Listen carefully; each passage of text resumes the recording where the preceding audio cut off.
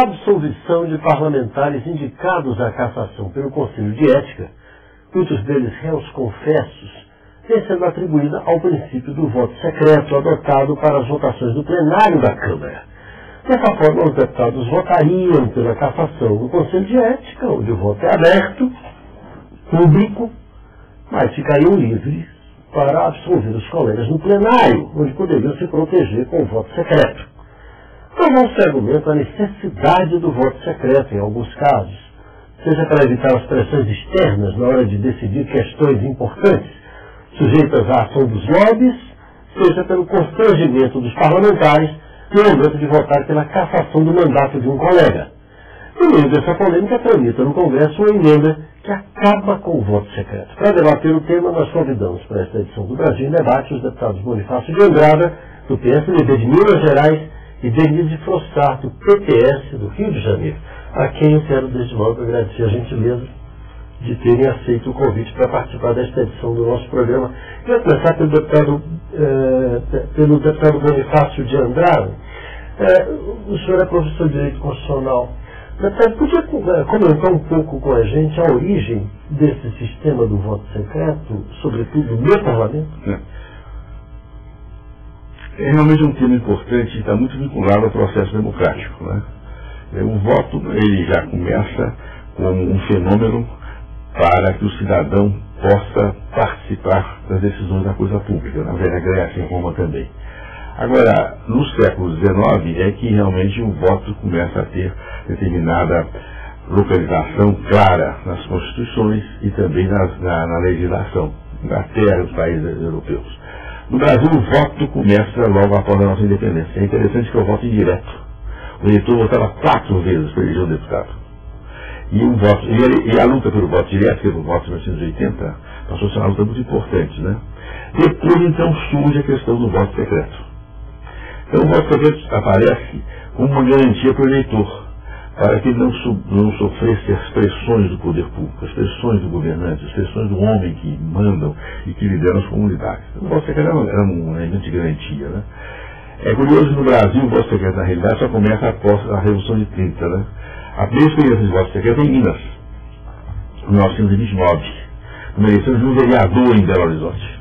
Aí que se instalou o voto pela primeira vez no Brasil, utilizou-se o voto secreto. E a oposição ganhou. Isso é que era coisa. O voto secreto era importante que a oposição podia ganhar. Os contrários, sempre a oposição perdia, né? No Rio de Janeiro, por exemplo, a grande figura que conseguia sempre se eleger com um voto descoberto, que até 1930, no Brasil o voto era descoberto, era o Maurício Lacerda, né? O que era justamente o pai do Carlos Lacerda, né? Então o voto secreto começa com o primeiro nosso plano eleitoral de 32, 33, né, Brasil, depois ele vem sendo incluído em todas as constituições. Mas o voto secreto, que ele passa a ser um dado importante para o eleitor, depois ele é utilizado também nas câmaras de deputados, no Senado e em outros órgãos públicos para se manifestar com garantia a respeito de certos assuntos. Hoje a grande questão é essa questão do voto secreto aqui dentro da Câmara dos Deputados. Eu sou daqueles que acham que o voto secreto ele é um instrumento de garantia, mas não pode ser também um instrumento de deturpação do regime. Então nós temos realmente que usar o voto secreto com o cuidado necessário para que ele não venha deturpar as decisões do sistema democrático. Né? É também a sua posição, deputado? Não, eu sou um pouco mais arrojada. Mas o deputado Bonifácio, quer dizer, eu presidi a comissão pela extinção do voto secreto no Parlamento. E essa PEC, proposta de emenda à Constituição, teve o número 349 de 2004. Vários deputados foram reunidos, todos esses projetos, e finalmente, como presidente eu podia escolher o relator, e escolhi o deputado José Eduardo Cardoso, do PT de São Paulo, também professor de Direito Constitucional. E a comissão votou à unanimidade pela quebra do voto secreto. Ou seja, não haverá, diz a PEC, qualquer votação secreta no Congresso, pelos parlamentares. O voto secreto dos parlamentares, então, por essa PEC seria extinto. Essa PEC, 349, está pronta para ir à votação desde o dia 17 de fevereiro. Ela está prontinha para ser votada pelo plenário. Só um certo, ela extingue o voto secreto definitivamente. Definitivamente. Qualquer votação. Aí eu explico.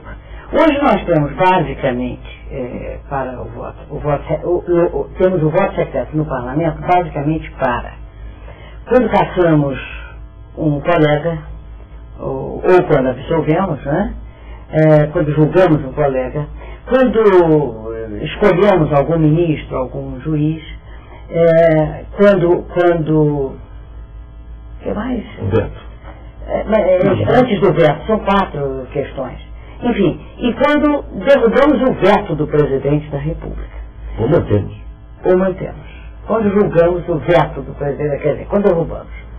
Essas questões todas, eu acho que as que mais interessam de perto ao eleitor, que exige hoje uma transparência, e hoje nós não podemos mais invocar uma pressão externa sobre os nossos mandatos, porque todo o poder emana do povo e em seu nome é exercido. Então nós temos que prestar contas ao povo de como votamos, até para sermos reconduzidos ou não, porque o poder é do povo. Então, a questão da cassação ou não de deputados, quer dizer, o julgamento dos pares, isso é importantíssimo que seja aberto. Dizer-se, mas tem alguns que não têm tanta coragem. Não importa, então não venha para cá.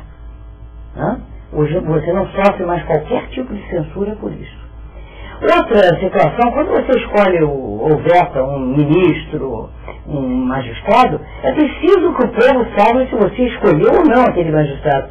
E também, do outro lado, que aquele magistrado saiba por que ele está sendo rejeitado. Senão é uma bola preta que ele leva, não tem nem como desfazer isto. O voto secreto também é usado para a aprovação de... Para escolher os membros do Tribunal de Contas. E os juízes, né? E o Banco Central e tudo isso. Então é preciso que a sociedade saiba, como eu, deputada, voto se eu votei pela escolha ou não daquele presidente do Banco Central, enfim. Agora, tem um aspecto que eu acho que aí só para discutir um pouco, que poderia permanecer, mas eu sou favorável ao voto aberto, que é com a derrubada do veto do presidente da República. O executivo é muito forte. Haja visto a crise que nós estamos vivendo na casa, que começa no executivo, a força do cofre e abraça o legislativo.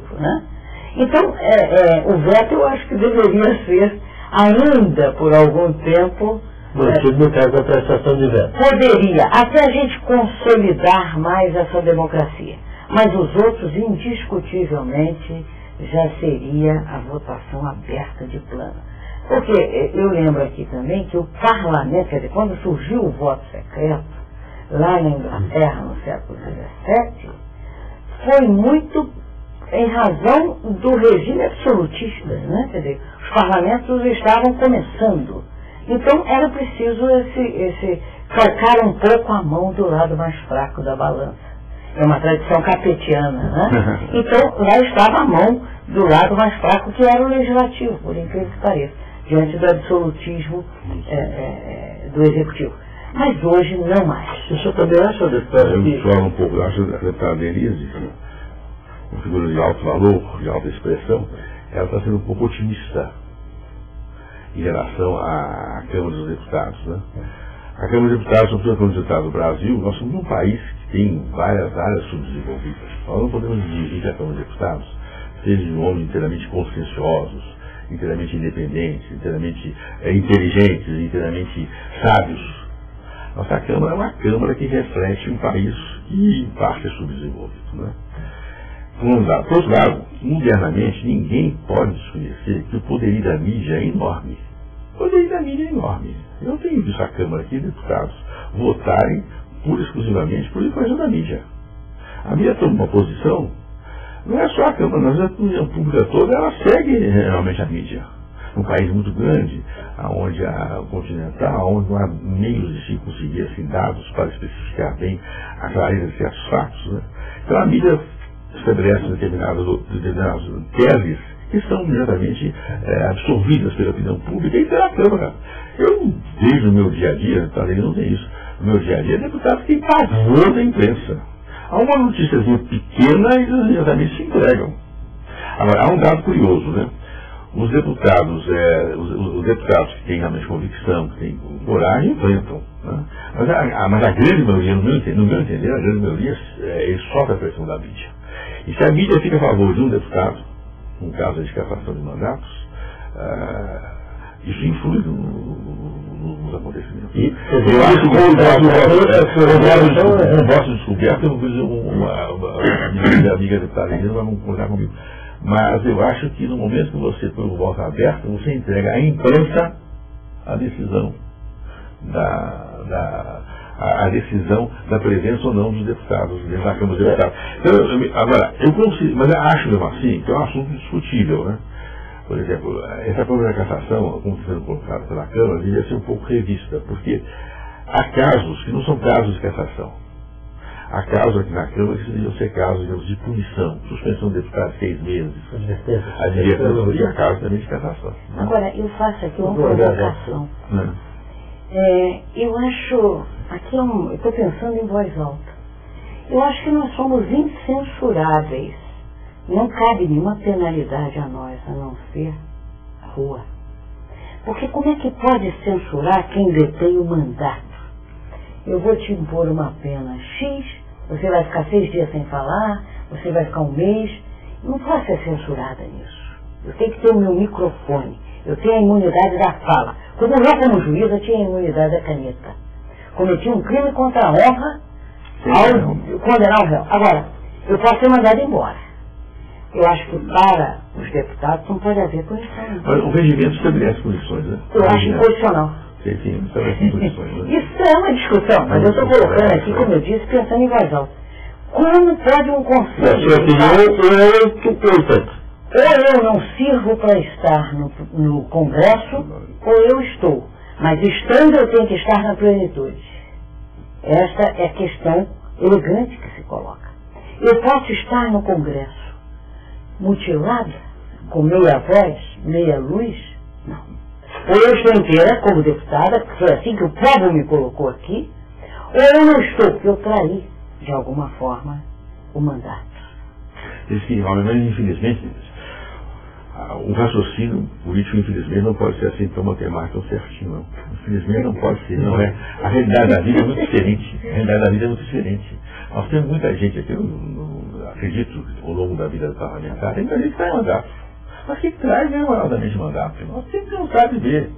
E tem pessoas que trazem de uma maneira muito hábil e não aparece com ninguém. Mas aí... Não amei isso aqui. Não, eles traem. Mas aí, deputado, é uma questão, deputado Bonifácio, patriarca da igreja. Aí é uma questão de você investigar, quer dizer, de chegar ao conhecimento, de saber, nem tudo que chega, nem tudo vai chegar, mas o que chegar deve ser. Não, sim, entendeu? Muita coisa não chega. Sim, claro, é assim. O parlamento é o espelho do país. Sim, mas no judiciário também muita coisa. Justamente. Eu acho engraçado. Uma vez um observador político disse a seguinte coisa: o parlamento tem que ser assim. Se alguma pessoa santa quiser ir lá conversar, tem que encontrar um deputado santo. O parlamento é um ambiente em que algumas pessoas que realmente têm um comportamento muito ruim na sociedade, tem que ir lá encontrar uma pessoa para conversar. Tem coisa de diversas religiões, tudo é Brasil, isso é povo todo. Claro. Então, e no momento em que ele espelha o país, você vai encontrar pessoas que não são, às vezes, devidamente aquelas que nós desejaríamos como colegas. Essa pessoa que não seria o ideal, vamos dizer, no meu padrão ético e no seu e no nosso aqui, ainda assim ela foi eleita e está aqui. Agora, o problema é o seguinte, ou ela fica com todos os seus vícios e as suas virtudes, que certamente terá as virtudes, mas o que eu não posso é mutilá-la. Ela tem que exercer o mandato na sociedade. Isso é um aspecto. Agora, eu acho isso, justamente, né? O problema do voto secreto, né? Eu acho que às vezes o voto secreto, eu estou pronto para discutir o problema, tenho dúvidas hoje, né? Tenho dúvidas, né? Mas acho que esse problema da pressão externa da mídia hoje é um dado importante. Nós temos o presidente da República, pela mídia, nós sabemos muito bem. É o Kingmaker. A senhora acha que a mídia tem toda essa força que o deputado Bonifácio se refere? Tem, a mídia tem uma força, ele tem razão. Não tanto não tanto pelo valor. Hoje muito mais no passado. Eu sou deputado há muitos anos. Nossa senhora. Nossa senhora. Há 20 anos atrás, ou 15 anos atrás, eu era deputado. A mídia não tinha força aqui. Hoje de jeito nenhum. Por quê? Por causa da televisão. A mídia era da televisão. Manchete de jornal, ficava no debate parlamentar. Hoje com a televisão, a mídia é uma potência. O que eu acho? Ela fala 2 dias da sua cabeça, você no dia seguinte recebe essa vida demitida. E com a multiplicação dos meios eletrônicos, o tempo real é terrivelmente. Essa influência é assim tão efetiva. Quer dizer, eu percebo, nela percepção, que há uma influência muito grande, sim, concordo com o senhor. Agora, o que eu discuto no Brasil, e que me parece uma coisa que a gente vai ter que discutir, é que se houvesse essa pressão da mídia, que é no mundo inteiro, mas se você tivesse mais meios de comunicação, a coisa seria mais democrática e você teria uma luta maior pela informação. O que eu quero dizer com isso? Qual é o direito, quer dizer, qual é o direito que eu tenho? Eu tenho o direito de ser bem e fielmente informada. Na outra ponta, tem a mídia o dever de bem e fielmente informar. Isso é a liberdade. Quer dizer, a liberdade de imprensa é quando a imprensa livre é quando ela não sofre censura de outros órgãos, mas a liberdade de imprensa está ligada a isso, a que eu seja bem e fielmente informada. De modo que a responsabilidade, e eu acredito que a nossa mídia também, aí eu volto àquela imagem sua, deputado Bonifácio, muito interessante, que é caminhar. Só se aprende a andar andando, milagre que anda. Nessa jovem democracia, nossa que é jovem, nós vamos andando e a mídia também sofre uma crise. Quer dizer, ela vai ver mais adiante que não é responsabilidade dela fazer o rei. Ela não pode. Ela tem que ser realmente uma magistrada nisso aí. Não tem dúvida. Eu acredito, Paulo, que a gente vai chegar a isso. Eu acho que caminhar da mídia norte-americana, os jornais até assumem as candidaturas, dizem estamos apoiando, vamos esforçar ou estamos apoiando. A Carta Capital fez isso. Mas não se responsabilizam lá nos Estados Unidos, como aqui no Brasil aconteceu, e a gente sabe disso pela eleição. Pois é, o Nino Carta, que é o editor-chefe da Carta Capital, ele, na última eleição, ele declarou o voto dele ao presidente eleito, Luiz Inácio Lula da Silva. Ele disse, estou dizendo porque essa é a minha posição. Ele fez isso, ele veio no editorial muito interessante. Vamos voltar um pouquinho à questão do voto secreto. A senhora se constrange, deputada, na hora de proferir ou de colocar o seu voto naquele envelope ali, naquela cabine secreta, etc., para caçar? Não gosto porque eu acho... Me perdoe. Mas faz sentido. Eu acho que... Eu já saí do judiciário. Eu acho, deputado Bonifácio e Paulo, eu acho que isso aí poderia voltar ao que era, para o Supremo. Eu acho que as nossas atividades são outras. A gente poderia instruir o procedimento. Não é minha, já está circulando aí, mas enfim, eu estou de acordo com ela, de que nós poderíamos instruir o processo e mandar para quem faz disso o seu métier, que são os juízes. Mas já complementar aqui o meu ponto, mas eu vou dizer para você que eu sou tão favorável ao voto secreto, que eu digo a você que até hoje eu não proferi nenhum voto absolutório e vou dizer por quê. Porque o que nós estamos julgando aqui não é um crime, é um comportamento. E eu não vi aqui nenhum comportamento que não tenha sido censurado. Como eu não posso censurar um deputado, ele não serve o que mente, não serve, entendeu? E é com muito pesar que eu digo isso. E é com muita dor que eu faço isso. Dia de votação aqui para mim é um dia terrível. Não tem dúvida. Não tem dúvida. A gente decidir, afinal de contas, o destino de um representante do povo, porque há esse aspecto também muito importante. O deputado foi eleito pelo povo. Tem uma matéria assim, um pouco teórica, uma matéria assim, um pouco romântica, né? Se o povo é que Deus, só o povo que pode tirar. Às vezes acho que nós não temos essa competência, né? Então isso tudo é na cabeça da gente. Isso é tudo na cabeça. Na verdade, a gente vê pessoas que realmente, pelo comportamento, merecem uma punição. Então, eu concordo com a ilustre deputada que a gente por isso dá uma fórmula de entregar ao judiciário.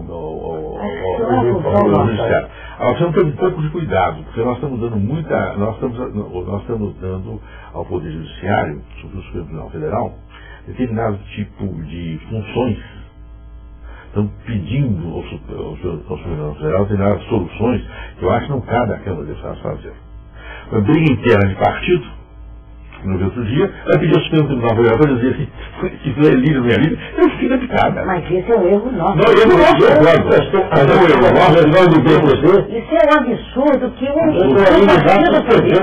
políticos vão bater na porta do judiciário. Aí eu me lembro do Clóvis Ramalhete. O problema não é como quando os soldados são, é quando eles voltam. Então aí sim nós podíamos pôr dispositivo proibindo isso. Fixar uma coisa curiosa, eu nunca pensei, né? Fixar o que são questões políticas. O judiciário não deve definir questões políticas. E é curioso que, se não me engano, o Rui Barbosa defendia essa tese. Que algumas questões políticas do judiciário não deviam intervir, porque deviam fazer parte do próprio mecanismo, do dia a dia da vida política, na sua prática, nos seus detalhes. Eu perguntaria ao senhor aí, com a sua experiência, porque eu sou chamado na casa Pato Novo. Mas eu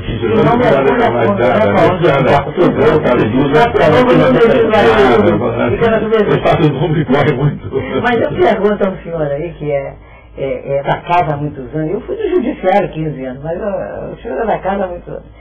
Como é que ficaria, por exemplo, se chegasse a um impasse? Se resolveria como? Na porrinha, no cusco, como é que é? Mas é curioso, o processo político encontra soluções. A história mostra isso. Né?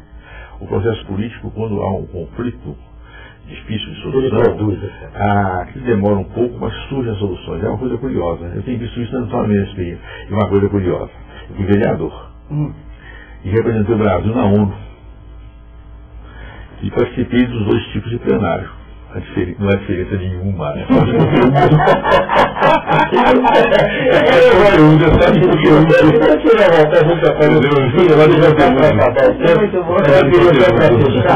Saber objetivamente, nós temos a emenda, né, que está aí. Posso falar? Sim, pode. É perto 349 de 2004. Tudo bem. Que é do deputado Fleury, do deputado Arruda, porque a população pode escrever e pressionar para que ela seja colocada em votação. E é sobre ela que eu gostaria de saber da deputada e do deputado se existem condições políticas para essa apreciação, para ela ser colocada em votação e, eventualmente, sei lá, ser aprovada. Olha, pelo que eu tenho, na comissão ela foi aprovada à unanimidade. Foi levada a carruagem. A Câmara hoje, por causa do processo regimental interno, está muito na mão dos líderes, né? Poder líderes. E do presidente. Aliás, eu acho isso um pouco de deturpação, porque para mim o presidente da Câmara não devia ser aquele presidente que o meu querido amigo e meu eminente brasileiro Ulisses Guimarães iniciou, né? O Ulisses fazia na Constituinte, vai lá, reunião com os líderes para decidir. Mas a tradição antiga não. O presidente fica fora do processo. Os líderes se compõem. O líder majoritário, o líder principal, é que preside as reuniões, que resolve. O presidente não é um magistrado, quase um magistrado. Agora, hoje não. Hoje o presidente nos debates, não é o presidente atual. Já no anterior acontecia isso. O presidente nos debates e junta com os líderes. Então a Câmara, na realidade, hoje, ela é comandada pelo presidente e pelos líderes dos diversos partidos. Se reúnem e, de repente, nós somos surpreendidos com uma ordem de comando. Pois é. E somos obrigados a votar. Mas mudou muito o processo parlamentar nos últimos tempos. E outra coisa grave. Hoje os deputados não têm tempo para falar. Eu fico horrorizado, você vai debater uma proposta de emenda constitucional, você tem nem minuto para defender ou para criticar uma emenda. Não é possível. O debate que se faz é no plenário. Quer dizer, deu-se uma importância muito grande às comissões, tudo bem, elas têm uma importância, mas o debate é no plenário. Foi o plenário. É o plenário. O plenário foi esvaziado. Foi muito esvaziado. Foi esvaziado. Mas só para fechar, haveria clima para se votar?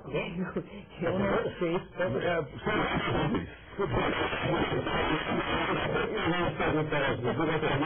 Eu gostaria de agradecer a participação do deputado Denilson Forçado, do deputado Bonifácio de Andrade, convidados para as outras edições aqui do Brasil em Debate. Só brilhantam o nosso programa. Eu sou Paulo José Cunha e o Brasil em Debate fica por aqui. Qualquer emissora pública pode reproduzir a programação aqui da nossa TV Câmara. Entre em contato conosco, faça suas críticas, apresente suas sugestões. Anote o nosso e-mail. Brasil Debate tudo junto, @câmara.gov.br. E o telefone é o 0800 619 619, a ligação é gratuita. Obrigado pela audiência e até a próxima.